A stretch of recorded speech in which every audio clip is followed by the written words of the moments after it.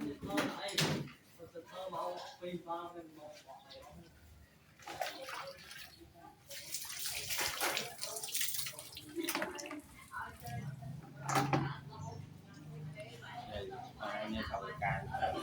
nâu sọc đi buông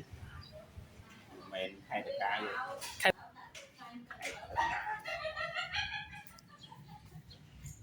rung đại ăn nồi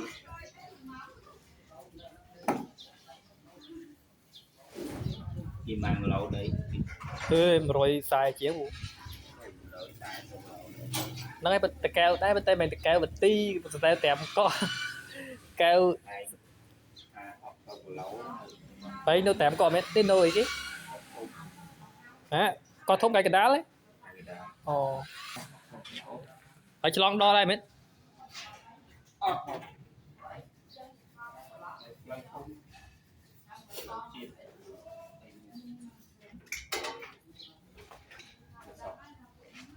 tàu cả con ít mưa hơn thôi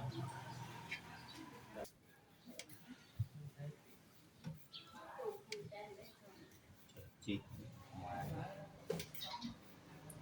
là cái test pin món cái slong đó là test pin khởi nhé cùng cho cặp lui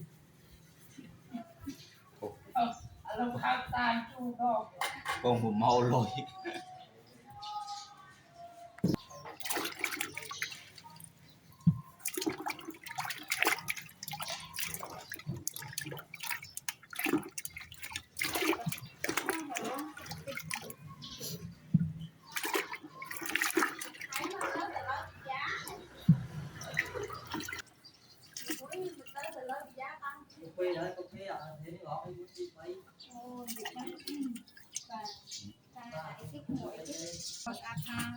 ba tiền đi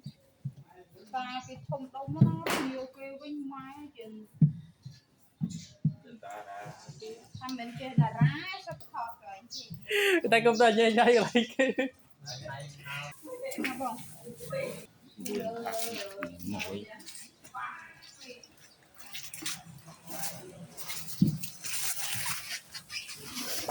như vậy này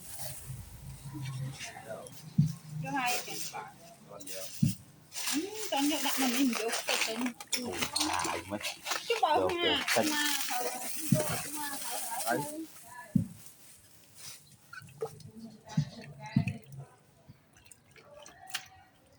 nhớ anh nhỉ bây giờ các bạn